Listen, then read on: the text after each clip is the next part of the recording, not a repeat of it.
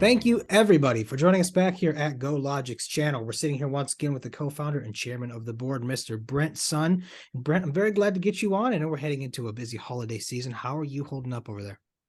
Doing all right. Doing all right. Thank you. Yeah, we've got a lot going on. I can enlighten you on a bit, and then I think the follow-up shortly will be quite exciting for viewers. Perfect. Yeah. So tell me what you've been working on. You guys have been very nose to the grindstone lately, kind of in a quiet period. But from my understanding, you guys have been working very hard, correct? We have. I think those of our viewers who have done some cursory research on GoLogiq know that it's a spin out from Logiq Inc., which we initiated and completed earlier this year. It is the fintech business of that is GoLogiq. We've had a specific focus in Southeast Asia. The demographics there are extremely attractive, and it's one of the best emerging markets in the world. What we've also discovered is that a number of our products and services would do very well in other emerging markets. So we've spent the better part of this year working with potential partners and merger candidates, some of which are quite large and could IPO if there was an IPO market. But what we're looking for is something significant, both in terms of market impact, in terms of assets, in terms of revenue. Profitability is another thing that we're looking towards. And then certainly an expansion of the products and services we offer into new markets, and then vice versa.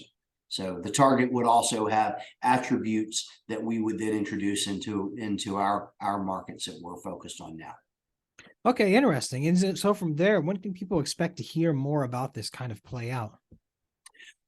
Without giving away too much, I think roughly before year's end.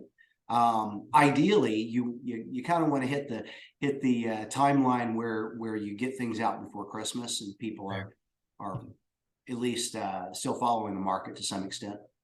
A little bit of spoilers. You obviously can't say too much yet at this point and everything, but so then overall, I guess just kind of talking about 2023 as a whole, what are you most excited to see come to fruition?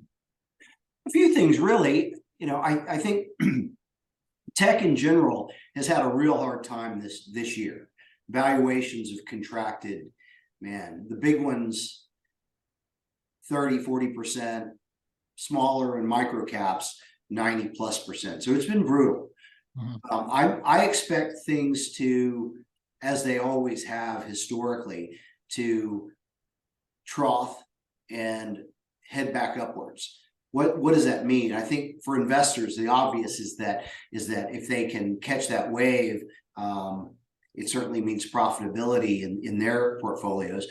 For us, that opens up greater avenues of both M&A, certainly more visibility for our company and our shareholders, and then paving the way to an uplisting to a senior exchange.